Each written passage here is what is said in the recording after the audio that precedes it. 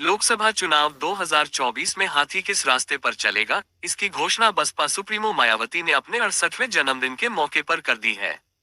मायावती के इस फैसले के बाद से विरोधी दलों में खलबली मच गई है। वहीं राजनीतिक विश्लेषकों की माने तो मायावती का एकला चलो का रास्ता बीजेपी के लिए फायदेमंद साबित होगा। बसपा सुप्रीमो ने सभी अटकलों पर विराम लगाते हुए अकेले दम पर लोकसभा चुनाव लड़ने का ऐलान किया है, लेकिन इस बीच मायावती की मुश्किलें कम होने का नाम नहीं ले रही है।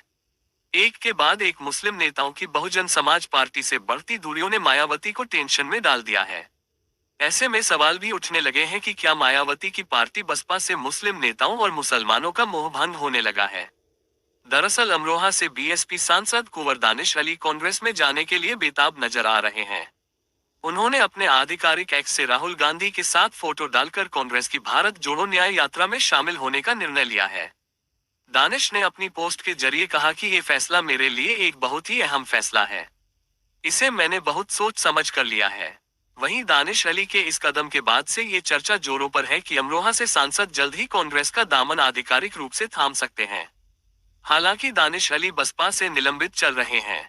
पिछले साल 9 दिसंबर को पार्टी विरोधी गतिविधियों के चलते बसपा ने अमरोहा से सांसद कुंवर दानिश अली को निलंबित कर दिया था। बीते अक्टूबर महीने में पश्चिमी यूपी के कद्दावर मुस्लिम नेता और बसपा नेता इमरान मसूद भी कांग्रेस में शामिल हो गए थे। इमरान मसूद 2022 विधानसभा चुनाव के बाद समाजवादी पार्टी छोड़कर बहुजन समाज पार्टी में शामिल हुए थे। इमरान ने बसपा ज्वाइन करने के बाद मायावती की जमकर तारीफ की थी। बसपा ने इमरान मसूद को जिम्मेदारी भी सौंप दी थी, लेकिन बसपा में कुछ दिन बीतने के बाद इमरान मसूद टिक नहीं पाए। इमरान मसूद को कांग्रेस सांसद राहुल गांधी की तारीफ करने के चलते पार्टी से निकाल दिया गया था। इसके बाद इमरान ने मायावती पर आरोप लगाते हुए कांग्रेस का दामन फिर से थाम लिया था। बताते चले कि बसपा के कद्दावर मुस्लिम नेता नसीमुद्दीन सिद्दीकी भी मायावती का साथ छोड़कर कांग्रेस में आ चुके हैं। वरिष्ठ पत्रकार सुरेश बहादुर सिंह की माने तो मुसलमान कभी भी बहुजन समाज पार्टी का समर्थक नहीं रहा है। मुसलमान हमेशा उस राजनीतिक दल के साथ रहा है जो भारतीय जनता पार्टी को हराने की क्षमता रखता हो। उन्होंने कहा कि एक समय यूपी में समाजवादी पार्टी मजबूत स्थिति में थी, उस वक्त मुसलमान सपा के साथ आ गया। जब उसे लगा कि बीएसपी मजबूत है तो मायावती के साथ चला गया। यही वजह भी रही कि 2019 लोकसभा चुनाव में सपा बसपा गठबंधन ने 15 सीटें जीती थी। मुस्लिम समाज ने भी सपा बसपा गठबंधन पर अपना विश्वास जताया था।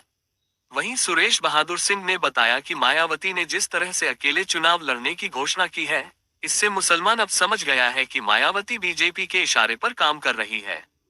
उन्होंने कहा कि मायावती ने अपने जन्मदिन पर अकेले चुनाव लड़ने का ऐलान करते ही आज ही बीजेपी की आधी मुश्किलें कम कर दी है, क्योंकि जब भी मतों का बंटवारा होगा तो बीजेपी को उसका फायदा मिलेगा। वरिष्ठ पत्रकार ने कहा कि मुसलमान इस चुनाव में एंटी बीजेपी ही रहेगा। एंटी बीजेपी में जिसकी स्थिति मजबूत होगी उसके साथ जाएगा, चाहे बसपा या हो फिर इंडिया गठबंधन का उम्मीदवार अगर होता है तो। वरिष्ठ पत्रकार ने कहा कि अमरोहा सांसद कुंवर दानिश अली के कांग्रेस से बढ़ती नजदीकियों से बसपा को कोई नुकसान नहीं होगा, क्योंकि मुसलमान कभी बसपा के पक्ष में नहीं रहा है। मुसलमान हमेशा से जानता है कि बसपा बीजेपी के पक्ष में खड़ी रही है। सुरेश बहादुर सिंह ने कहा कि इस बार मुसलमान का रुझान कांग्रेस की ओर हो सकता है, क्योंकि कांग्रेस इंडिया गठबंधन में शामिल है और समाजवादी पार्टी भी गठबंधन का हिस्सा है।